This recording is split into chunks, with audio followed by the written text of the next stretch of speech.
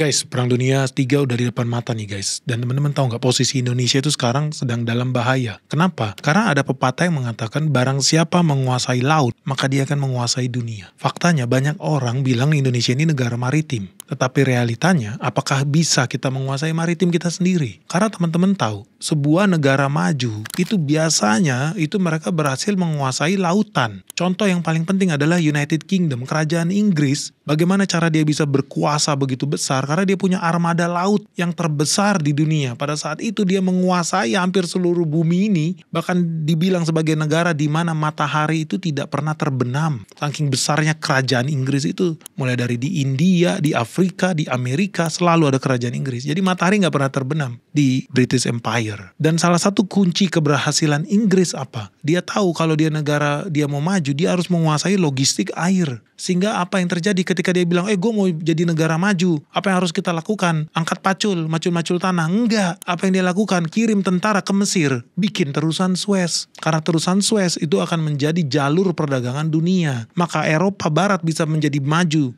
Seperti sekarang ini, salah satunya kenapa? Karena ada terusan Suez. Sehingga ketika dia lakukan hubungan dagang dengan Timur Tengah, karena dia butuh minyak. Hubungan dagang dengan Jepang dan Cina. Mereka bisa lakukan itu dengan lebih cepat karena ada terusan Suez. Siapa pemilik terusan Suez? Apakah negara Mesir? Lokasinya memang ada di Mesir. Tetapi kalau lu lihat cek historisnya, pemilik terusan Suez adalah Inggris. Jadi lu udah bisa lihat mindset sebuah negara maju ketika dia mau berkembang, bukan angkat pacul. Enggak, kirim tentara ke negara lain. Itulah sumber pemasukan kita. Sama seperti kemudian Amerika Serikat, dia bisa jadi maju sebesar itu apa yang dia lakukan? Dia kirim tentara ke Amerika Tengah, dia bikin terusan di Panama, sehingga kemudian apa? Barang-barang dari West Coast, barang-barang dari China, dari Asia, itu bisa masuk ke East Coast, ke New York, ke kota-kota yang ada di pantai timurnya Amerika Serikat dengan lebih mudah, dengan lebih cepat, dengan lebih efisien. Nah itulah teman-teman kemudian kenapa pentingnya buat lu menguasai ya ilmu geopolitik dalam dunia investasi, begitupun ilmu supply chain yang ada di dunia laut, di maritim.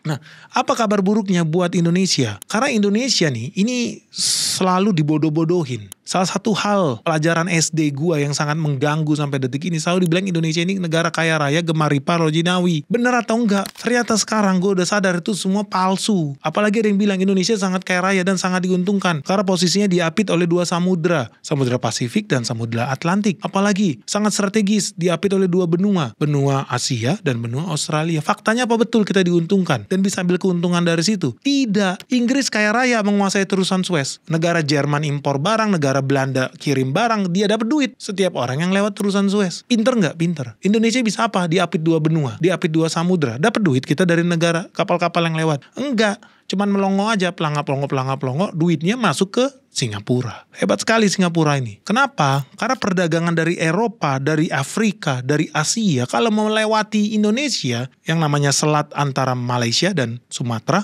namanya Selat Malaka. Ternyata yang menguasai Selat Malaka bukan Indonesia. Karena semua kapal dagang yang melewati Selat Malaka, itu setor duitnya ke Singapura. Maka disinilah guys, pintarnya Singapura dalam melihat peluang geografis Selat Malaka, akhirnya menjadikan selat tersebut jadi favorit jalur perdagangan laut dunia. Bahkan di slide ini kamu bisa lihat jalur pelayaran terutama dan terbesar di Asia Pasifik itu adalah Selat Malaka yang bersambung ke Laut Cina Selatan. Dan ini adalah jalur pelayaran paling strategis di dunia. Kenapa jalur Malaka itu sangat penting? Karena itu menghubungkan negara-negara besar yang jumlahnya ratusan juta bahkan miliaran penduduk untuk bisa saling terkoneksi satu sama lain. Dan kita ada data nyata, fakta di layar kaca yang kamu bisa lihat. 10 pelabuhan yang paling penting di dunia ini.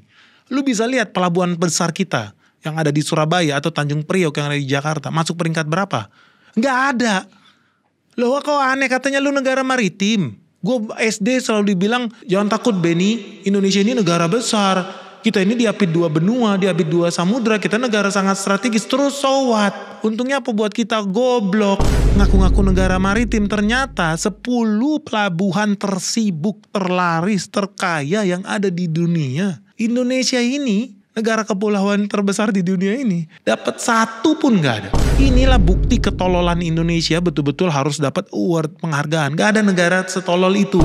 Sedih gak? Sedih. Karena kalau lu lihat negara yang jajah kita, Belanda, itu masih menyumbang portnya di Rotterdam, gue sering ke sana. Ternyata masih peringkat 10 dunia. Mereka memproses 13 juta kontainer setiap tahunnya. Lu bayangin negara seupil yang namanya Belanda masuk 10 pelabuhan terbesar di dunia. Nah teman-teman kalau lihat di situ, peringkat 1 siapa? Peringkat 1 Shanghai. Sangat sibuk meladeni siapa? Meladeni negara-negara yang hobinya impor barang Cina. Ya ada Amerika, ada Indonesia, termasuk yang lewat Selat Malaka. Mereka kirim ke Eropa, mereka kirim ke India, ke Afrika, ke Timur Tengah. Itulah dari pelabuhan-pelabuhan di Cina. Makanya lu jangan heran, negara berbasis ekspor udah pasti akan negara maju. Jadi Cina dalam list yang kamu lihat di depan, ternyata Cina menguasai 7 pelabuhan. Jadi dari 10 pelabuhan utama di dunia ini, 7-nya Cina punya. Tetapi ada satu hal yang hebat nih guys, ini nyempil nih. Negara anta beranta nih, yang namanya Singapura, ternyata ada di peringkat 2. Dia memproses 39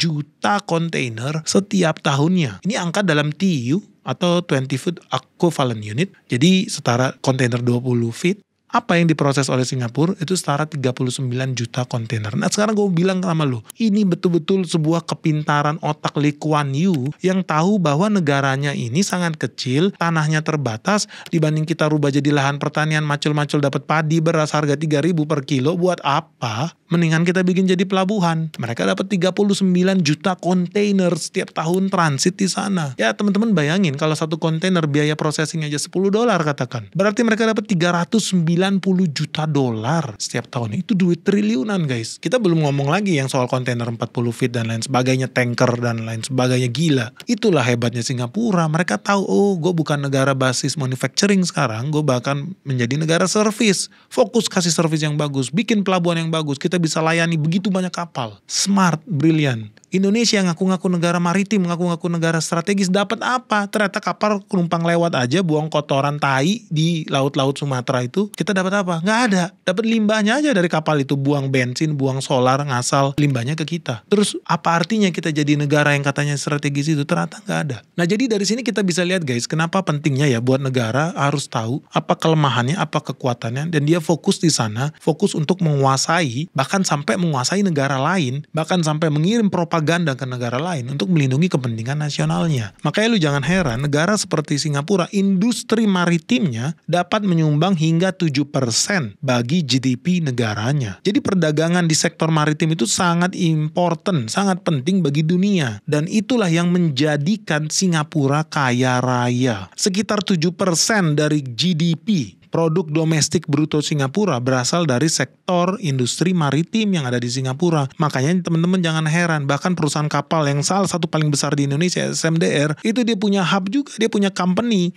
maritim, kapal-kapal, base-nya di Singapura. Jadi jangan heran kalau detik ini Singapura menjadi pusat transshipment, pengapalan, pengiriman nomor 1 di dunia. Dan dia mengelola, menghandling hampir 1/7 dari kontainer yang melintasi planet bumi ini. Jadi kalau dibilang Singapura ini memainkan peran yang sangat penting bagi pergerakan barang, bagi pergerakan bahan baku dan kargo yang ada di planet bumi. Jadi teman-teman bisa lihat, bisa bayangin gak ngerinya Singapura itu, hebatnya Singapura. 1/7 kontainer yang melintasi permukaan bumi ini itu lewat Singapura, memperkaya Singapura.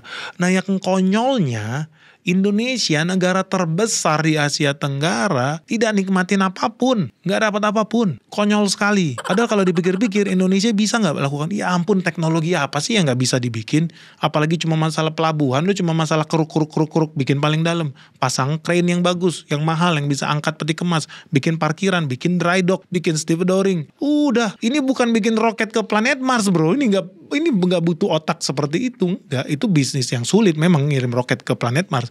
Ini cuma masalah pelabuhan. Udah beratus-ratus tahun pun orang Indonesia bisa bikin kapal melintasi dunia ini. Dan cuma masalah bikin pelabuhan statis di atas darat aja kita nggak bisa. Kan konyol.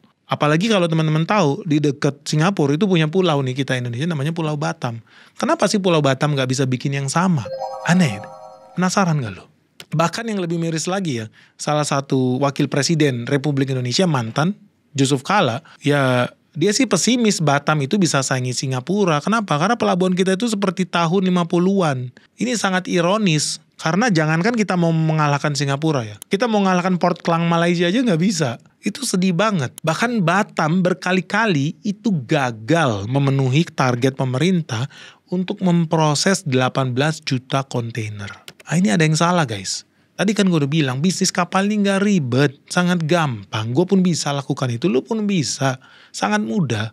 Tetapi kenapa kita gak bisa lakukan itu? Nah di sini gue mau bilang, pentingnya lu aware dengan yang namanya situasi geopolitik dunia. Kalau seandainya Indonesia berhasil membuat pelabuhan yang bagus, yang bisa memproses ratusan juta kontainer, menurut lu itu akan membahayakan kepentingan negara siapa? Tadi udah gue bilang, nyawanya, darahnya Singapura itu dari bisnis transshipment.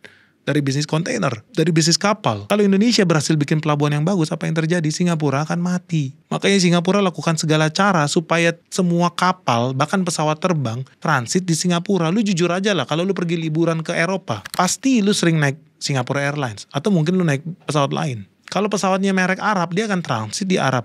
Di Jeddah, di Dubai, di Abu Dhabi. Tapi kebanyakan mereka akan transit di Singapura. Kenapa? Karena Singapura menyediakan begitu banyak fasilitas, mempermudah dan bahkan mempermurah biaya lu isi ulang aftur bahan bakar pesawat. Karena dia mau menarik supaya kapal-kapal terbang itu transit di sana. Jadi lu bisa bayangin, untuk kapal laut itu juga dipermudah, dipernyaman aksesnya supaya makin banyak kapal yang hobinya transit di situ. So ini sangat jenius permainan Singapura. Tetapi teman-teman harus tahu ya, kita ngomong bukan cuma soal duit, kita ngomong soal bernegara di sini. Ketika sebuah negara sudah punya sumber pemasukan yang sangat besar dari seluruh sektor dan tiba-tiba ada tetangganya mau bikin yang lain, itu kan kompetitor bisnis. Apa yang harus dia lakukan? Dia harus sikat itu. Makanya jangan heran bertahun-tahun, dan gue sangat yakin sampai 50 tahun ke depan pun Indonesia tidak akan sanggup untuk bikin pelabuhan yang standar internasional. Kenapa? Karena tentunya akan ada agen intelijen asing yang akan berusaha menghambat itu. Bikin demonstrasi-demonstrasi palsu, bikin kritik-kritik palsu, suara-suara palsu.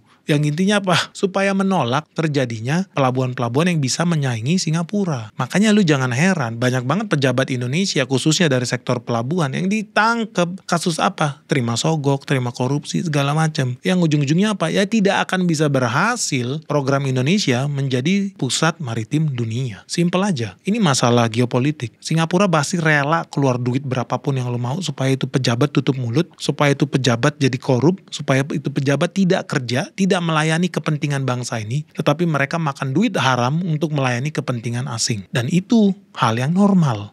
Kita ngomongin soal kompetisi antar negara nih. Tapi sekarang zaman udah makin berkembang guys. Nah maka dari itu teman-teman harus lihat betapa pentingnya bagi Singapura itu untuk menguasai Selat Malaka. Makanya jangan heran kalau Selat Malaka itu sangat penting bagi perekonomian dunia. Jadi sangat logis kalau sekutu Singapura yaitu Amerika Serikat, mereka parkir kapal-kapal induk mereka di sekitar Selat Malaka dan menjadikan Singapura sebagai salah satu basis pangkalan militernya Amerika Serikat. Makanya teman-teman jangan heran kalau lu lihat di Malaysia, lu lihat di Filipina, lu lihat di Singapura, isinya apa? Pangkalan militer Amerika Serikat. Bukan buat jagain Indonesia, enggak. Buat jagain perdagangan dunia. Nah ini kabar baik ya buat teman-teman pecinta globalisasi ya. Karena kalau nggak ada kapal induk Amerika Serikat, nggak ada kapal militer Amerika Serikat, itu bakal bertaburan tuh bajak laut di Selat Malaka. Ya jelas aja lah mereka nggak kebagian apa-apa dari kapal itu karena pemerintah Indonesia cukup tolol untuk tidak dapat apa-apa dari situ. Akibatnya profesinya jadi apa? Jadi bajak laut. Kasian ya, kasian sih. Cuma mereka nggak bisa apa lagi. Mereka cuma bisa lihat kapal-kapal kaya raya itu, kapal induk, kapal tanker, kapal kontainer berlalu lalang. Mereka nggak dapat apa-apa, dipekerjakan pun tidak. Toh buat apa juga mereka kerjain mereka. Jadi ini sebuah situasi yang udah terjadi selama bertahun-tahun dan negara kita cuma jadi penonton gratis di situ. Dan serunya nih, ternyata ya, ketika kemudian Amerika Serikat semakin sering kirim kapal-kapal tempurnya di sana, ternyata kalau Indonesia sih nggak masalah. Nama juga Indonesia bisa apa coba? Tapi ada negara yang merasa terganggu. Betul, nama negaranya adalah Cina. Karena setiap kali kapal melintas di Selat Malaka, Cina juga ada kepentingan di situ. Ingat teman teman-teman, 7 dari 10 pelabuhan terbesar di dunia itu punya Cina. Jadi kapal-kapal yang mayoritas lewat di sana ya juga ada kepentingan Cina. Dan Cina pun juga wajib kirim kapal-kapalnya, mengawal kapal-kapalnya, menjaga kapal-kapalnya, ya supaya menjaga kepentingan negaranya juga. Akibatnya apa ya? Lu teman-teman udah tahu Cina sama Amerika Serikat kelihatannya best friend, tetapi di belakang layar ya mereka konflik. Dan ini terjadi. Angkatan Laut Amerika Serikat dengan Angkatan Laut Cina itu seringkali bersih tegang di Laut Cina Selatan dan di Selat Malaka juga. Nah, ini membuktikan bahwa apa? Bahwa Selat Malaka kita itu sangat penting. Itu bukan cuma sebuah selat, tetapi itu sangat penting bagi banyak negara adidaya. Negara-negara Eropa tentu saja, negara Cina, Jepang, dan bahkan Amerika Serikat sendiri yang negaranya begitu jauh dari kita, dari Sumatera. Mereka sampai kirim armada-armada kapal lautnya untuk parkir dan bertempur di sana. Itulah pentingnya sebuah selat. Kita dapat pelajari nih kejadian yang terjadi di terusan Suez dan Panama yang sempat terganggu kemarin. Ada kapal yang kandas di terusan Suez, ketika dia nyangkut di sana, banyak kapal yang nggak bisa lewat. Akibatnya apa? Terjadi kerugian sampai 43 triliun setiap harinya. Itu guys, lu bayangin pentingnya sebuah selat, pentingnya sebuah terusan itu untuk dijaga. Begitu rugi, ada masalah, bisa sampai ratusan triliun, bahkan ini 43 triliun per hari loh. Dia macetnya kalau nggak salah semingguan lebih. Bukan cuman itu, teman-teman tahu Amerika itu salah satu eksportir gandum terbesar di dunia. Kemarin terusan Panama ada masalah. Kenapa? Karena danau Gatun yang sumber airnya dipakai untuk terusan Panama itu mengering karena global warming. Akibatnya apa? Ketika terusannya mengering, ya nggak ada air dong, gimana kapalnya bisa lewat? Akibatnya apa? Pasokan gandum dan jagung dari Amerika ke Asia itu tertunda hingga tahun 2024. Jadi teman-teman kalau masih ingat, tahun 2023 sampai tahun 2024 itu harga jagung sama harga gandum itu sempat naik tinggi. Kenapa?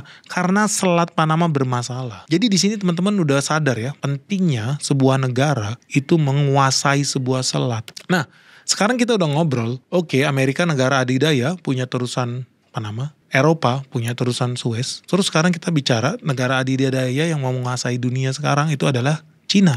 Kejadian-kejadian gesekan antara Angkatan Laut Cina dengan Amerika Serikat di Laut Cina Selatan dan Selat Malaka, ini pada akhirnya ya membuat Cina merasa wajib menguasai bahkan memiliki selat sendiri, terusan sendiri. Nah teman-teman, gue pernah cerita sama lu kan, gue pernah ngobrol sama salah satu pejabat di Thailand dan gue bilang sama mereka bahwa Thailand tuh kalau mau maju gampang banget, lu tinggal bikin terusan, belah Thailand jadi 2 bagian, isi dengan air laut, kapal bisa lewat sana, lu langsung jadi penguasa Asia Tenggara. Indonesia pun akan jadi budak lu. Kalau sekarang Indonesia jadi budaknya Singapura, begitu Thailand bisa bikin selat di sana, apa yang terjadi? Good news guys, Sekolah Saham BNX Season 6 kembali lagi untuk pertama kalinya di tahun 2025. Kita akan membuka Sekolah Saham BNX khusus untuk pemula guys, karena di sini kamu akan belajar metode untuk menentukan harga saham mahal atau tidak, valuasi yang wajar, dan bagaimana sih cara membaca laporan keuangan nih, khusus buat kamu yang pemula. Nah buat teman-teman segera daftar, karena khusus untuk di season ini kita akan kupas tuntas tentang momentum investing di bidang mobil listrik.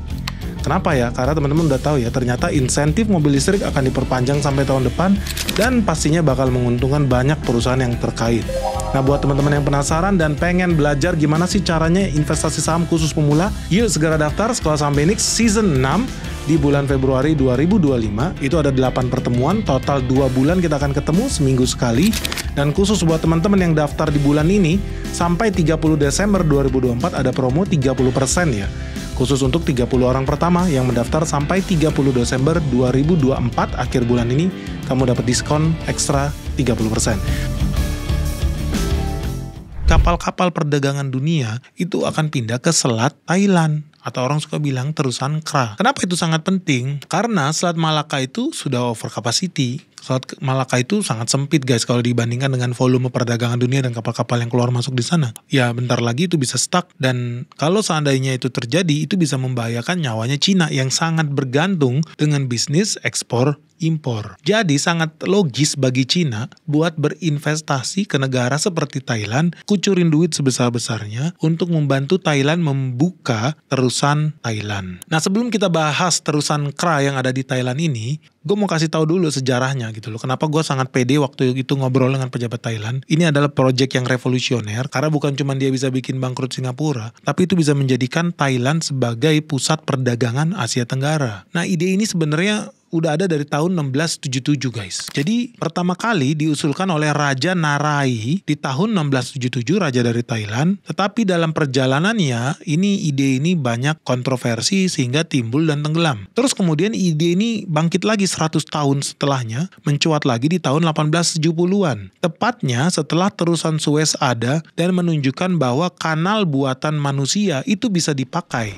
Nah sayangnya guys, teman-teman tahu ketika Thailand kemudian udah semangat mau bikin selat itu karena mereka mau jadi penguasa Asia, apa yang terjadi teman-teman tahu? Singapura era 1940-50-an itu mereka itu dikuasai oleh kerajaan Inggris. Dan ketika kerajaan Inggris mengetahui bahwa Thailand punya ide besar membuka selat baru, kerajaan Inggris merasa takut guys. Wah nanti pelabuhan kita di Singapura bisa sepi nih. Gawat nih. Penghasilan negara bisa berkurang nih. Sehingga kemudian apa? Pemerintahan Inggris kirim tentaranya dan angkatan lautnya ke Thailand untuk bikin perjanjian Anglo-Thai. Ini terjadi di tahun 1946. Isi perjanjiannya melarang pemerintah Thailand untuk membangun kanal atau terusan kra tanpa persetujuan pemerintah Inggris. Kenapa demikian? Karena pemerintah Britania Raya itu sudah melihat bahwa terusan kra Thailand dapat menjadi ancaman terhadap dominasi Singapura yang saat itu dikuasai dan menjadi koloni Inggris yang waktu itu berperan sebagai hub pengiriman regional.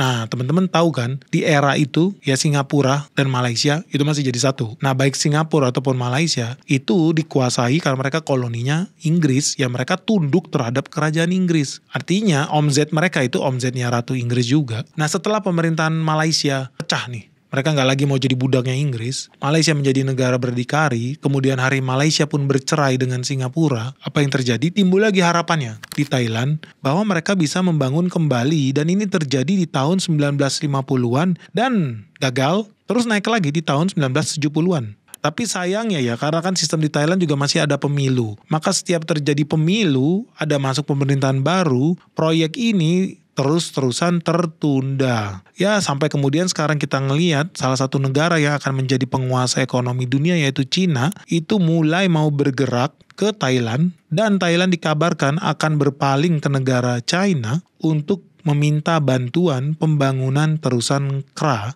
melalui program joint venture. Jadi teman-teman kita udah lihat ya, negara maju itu tidak ada yang mau lihat negara berkembang itu bergerak tambah maju. Nah itu terbukti dari pemerintahan Inggris, kerajaan Inggris yang sampai bela-belain kirim tentara maksa orang Thailand buat menandatangani perjanjian yang merugikan Thailand itu. Nah sekarang nih ada juru selamat nih, namanya negara Tiongkok. Republik Rakyat China atau Republik Rakyat Tiongkok ini, ya mereka sekarang udah mau menjadi penguasa dunia, punya ambisi, punya semangat, punya duit juga, dan mereka siap membantu Thailand. Ingat ya, di situ ada kepentingan Cina juga. Kenapa? Ya dia nggak mau kapal-kapalnya itu nyungsep. Sama seperti Israel, yang sangat bergantung dengan Selat Djibouti, dan kemudian ketika terjadi perang dengan Palestina, ternyata sekutunya Palestina yang ada di Yemen itu memblokade Selat Djibouti itu, sehingga mempersulit kapal-kapal yang mau masuk ke Israel lewat selat yang ada di Djibouti. Nah Cina kelihatannya belajar tuh dari peristiwa itu. Sehingga dia kemudian mencoba alternatif baru supaya tidak menggantungkan nyawanya kepada Selat Malaka. Alias apa? Bergantungkan nyawanya kepada Singapura yang merupakan sahabat dekat Amerika Serikat.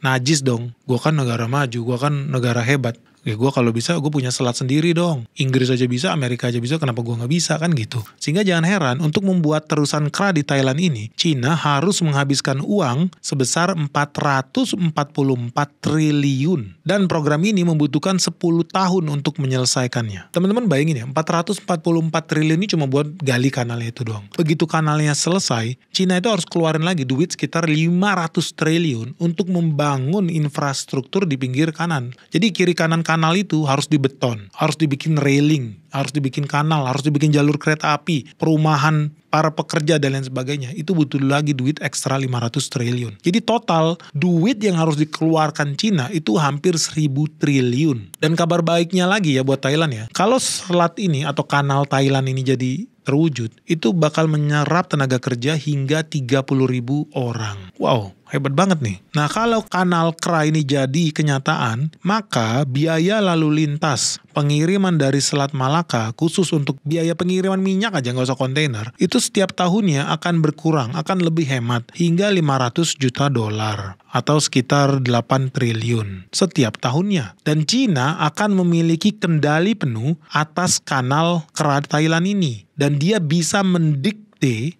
persyaratan penggunaan kanal ini bagi orang Jepang, Korea Selatan, Taiwan yang berencana menggunakan kanal ini. Jadi buat teman-teman yang belum tahu nih, peta Thailand itu seperti ini. Dia memanjang dari bagian utara lalu sampai ke bagian selatan.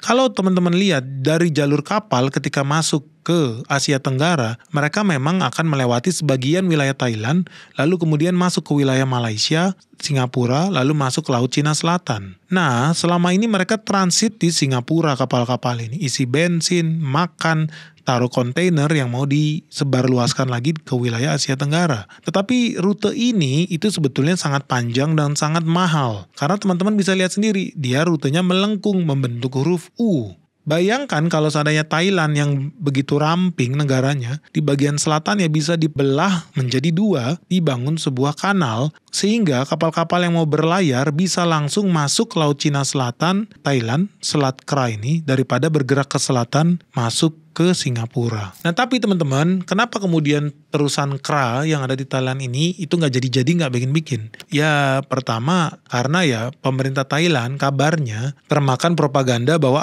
kalau seandainya terusan ini jadi dibikin, maka akan terjadi perpecahan sektarian di Thailand Selatan. Karena begitu negaranya ini dibelah, teman-teman tahu di bagian selatan dan utara Thailand itu sangat berbeda. Di utara mayoritas orang-orangnya adalah orang-orang beragama Buddha. Di bagian selatan karena berbatasan dengan Malaysia, mayoritas adalah orang-orang beragama Islam. Nah yang terjadi apa? Di wilayah selatan Thailand itu sering banget berupaya untuk merdeka. Sama seperti Indonesia, orang bilangnya gerakan separatis, itu ada banyak. Gerakan separatis, gerakan dan lain sebagainya, you name it lah. Nah, tapi kan teman-teman udah tahu ya, kenapa ketika kemudian terusan KRA ini mau dibangun, bergerak lagi itu propaganda tentang kemerdekaan separatis dan teroris ini. Tentu saja kalau teman-teman adalah seorang investor sejati, udah pastilah orang-orang yang demo menolak pembangunan terusan ini pasti terima makan siang dalam berupa nasi bungkus atau nasi kotak yang tentunya biayanya juga sangat mahal. Artinya apa yang gue mau bilang? Artinya di sini intelijen Singapura bergerak dengan sangat baik. Mereka berhasil menggagalkan ya Indonesia menjadi pusat pelabuhan dunia.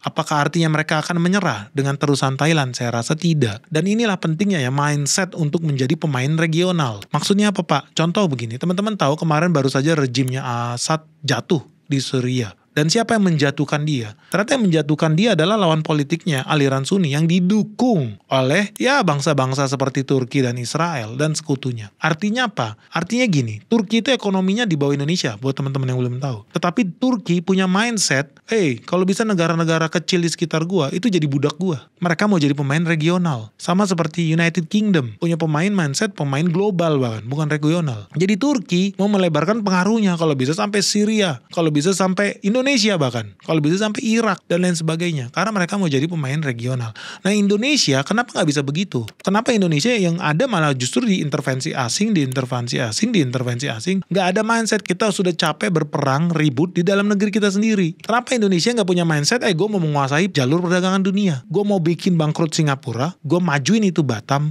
Bisa nggak? Bisa, kita punya duitnya. Tapi Indonesia nggak punya mindset buat pemain regional. Karena gini aja, kalau Indonesia benar-benar mau jadi pemain regional, kita bisa nggak lakukan yang sama seperti Singapura lakukan? Bisa. Kita bisa kirim ke Thailand itu. Fakta aja. Orang lain juga lakukan itu ke Papua. Mereka kirim separatis ke Papua. Mereka kirim senjata ke Papua. Mereka kirim senjata ke Timor Leste. Mereka bisa lakukan itu karena mereka mindsetnya jadi pemain regional. Lu gak pernah tahu aja. Sebenarnya kok bisa terus KKB itu tembak-tembakan, emang senjatanya turun dari langit? Ya kan enggak. Bahkan ada pemain yang dimasuk ke situ. Nah Indonesia bisa gak ambil kesempatan itu? Sangat bisa. Nah sekali lagi ya, bukan artinya gue mendukung gerakan enggak. Yang gue mau bilang di sini adalah, nah Indonesia bisa nggak punya mindset itu? Sebenarnya bisa. Nah teman-teman tahu yang lebih konyol, ketika Thailand pengen cita-cita membangun terusan KRA ini, apa yang terjadi? Partai-partai politik di Thailand itu diadu domba, mereka saling menyerang satu sama lain. Bahkan pejabat pemerintahnya, politisi di sana, banyak yang menyuarakan bahwa program ini tidak efisien. Program ini akan menghambat lalu lintas kapal. Program ini tidak bagus. Program ini tidak baik bagi pertahanan Thailand. Dan bahkan sampai ada yang bilang bahwa program ini sulit terlaksana karena karena daerah Thailand Selatan sedang bersih tegang dengan pemerintahan resminya. Jadi di sini gue mau bilang bahwa intelijen asing itu sudah masuk ke Thailand dan mereka sudah porak-perandakan infrastruktur dan pola pikir pejabat-pejabat di Thailand itu sendiri. Sehingga sampai kapanpun, gue udah bilang sama lo, ya Batam itu gak bakal bisa ngalahin Singapura. Bukan ngalahin kotanya, bisnisnya, enggak, no. Satu bidang aja, maritim, pelabuhan maritimnya, itu gak akan bisa. Karena apa? Kita sudah dikooptasi oleh agen-agen intelijen asing. Yang cita-citanya apa? Memperkaya bangsa Singapura dan memperbudak bangsa Indonesia. Selesai. Nah mereka bisa lakukan itu ke rakyat kita yang 300 juta penduduk ini. Kenapa mereka nggak bisa lakukan yang sama ke negara Thailand? So teman-teman jangan heran, memang program ini kelihatannya bagus. Tetapi siap-siap aja Thailand, ya akan terjadi bombardir di mana-mana, kerusuhan di mana-mana kalau mereka tetap otot melaksanakan ini. Satu-satunya saran yang gue bisa kasih adalah ketika seandainya pemerintah Thailand benar-benar pengen melaksanakan program ini, mereka harus pastikan dana yang mereka dapat dari Cina itu bisa dipakai dengan efisien untuk memberantas suara-suara miring agen-agen asing ini. Itu yang pertama. Dan yang kedua, mereka harus bisa pastikan Cina akan mendukung secara politik dan secara intelijen juga. Supaya pada faktanya agen Cina bisa berperang melawan agen-agen sekutu yang sudah masuk ke Thailand. Dan Thailand harus bijak di sini, jangan sampai dia menjadi Ukraina kedua. Apa maksudnya? Bisa jadi malah program ini jadi pintu masuk buat negara barat berperang dengan negara Cina, memanfaatkan Thailand ini sendiri. Ingat, Singapura itu best friend-nya Amerika Serikat. Kalau Cina sampai turun ke sana, bawa tentara, bawa militer, bawa duit, sekutu juga akan lakukan hal yang sama. Jadi ini adalah situasi yang sangat real dan ini udah pernah jadi kenyataan loh guys. Kenapa? Karena lu bisa lihat di layar kaca ya, bahwa apa? Faktanya selain terusan kera di Thailand, Cina itu juga udah berpikir lain nih. Gimana kalau seandainya gue diganggu sama Singapura dan Amerika Serikat di Thailand? Dia berpikir untuk membuat pelabuhan lain dengan Pakistan. Maksudnya apa? Secara geografi teman-teman bisa lihat bahwa Cina itu bisa mendapatkan akses ke Laut Arab melalui negara yang namanya Pakistan. Jadi Cina tinggal membangun jalur kereta api dari Kashi di Cina sampai kemudian masuk ke pelabuhan Gwadar yang ada di Pakistan. Jadi ini adalah jalur kereta api yang sangat panjang dari Cina sampai Pakistan sampai pelabuhan Gwadar untuk mendapatkan akses ya barang-barang Cina bisa masuk ke Eropa, bisa masuk ke Afrika, bisa masuk ke Timur Tengah melalui akses jalan darat ini. Nah apa yang terjadi guys? Apakah ini udah dijalani? Udah. Dan apa yang terjadi? Gwadar yang dulunya adalah desa miskin, sekarang udah menjadi kota pelabuhan yang sangat kaya dan modern.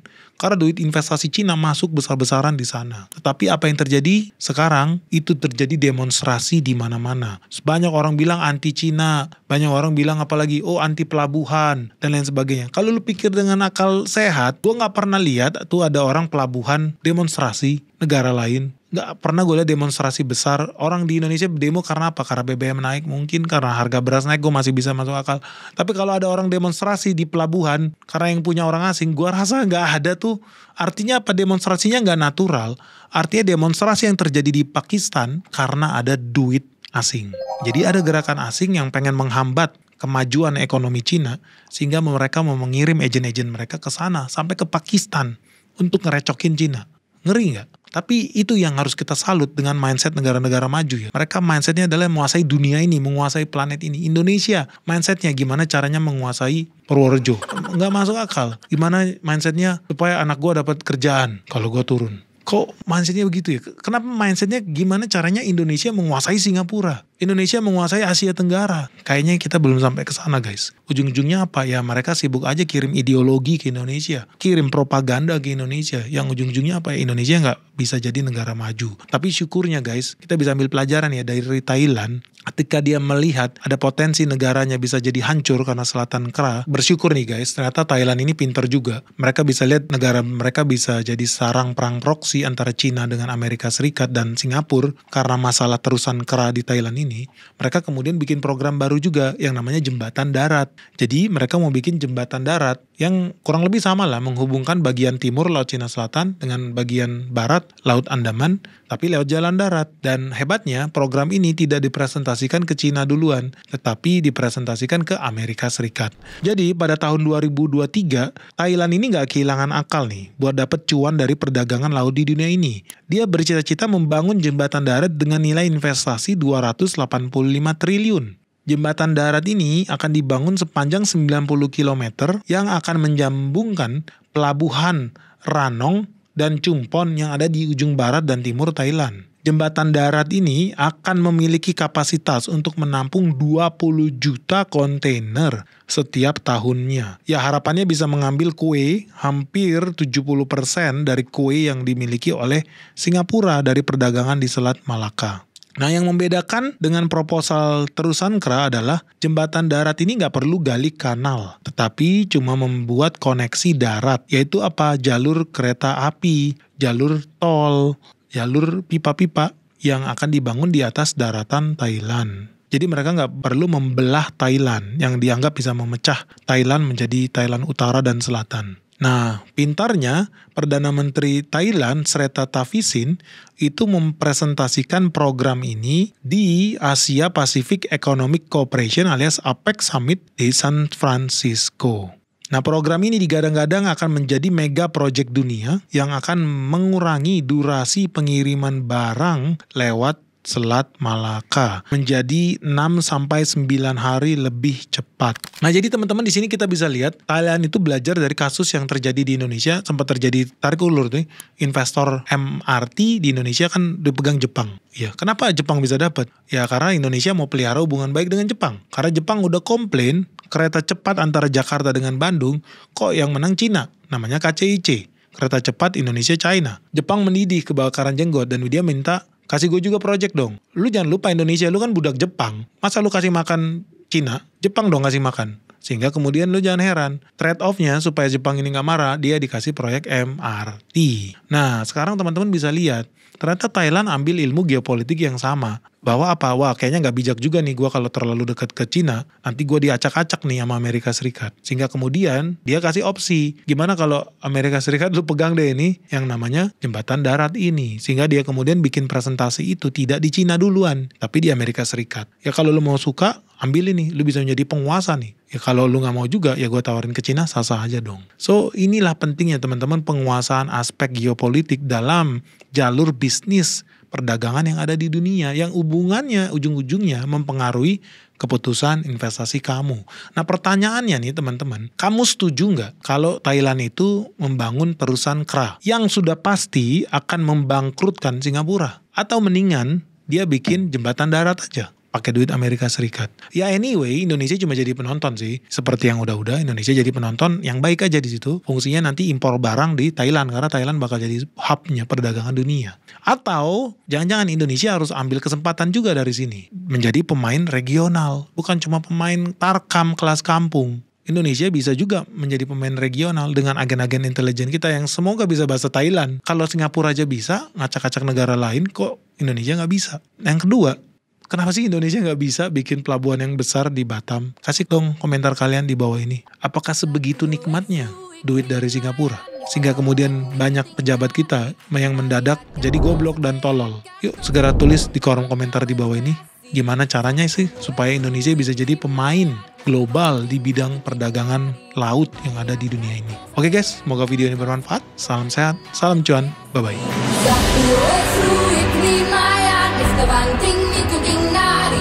Kaya gatos, kaya gatos,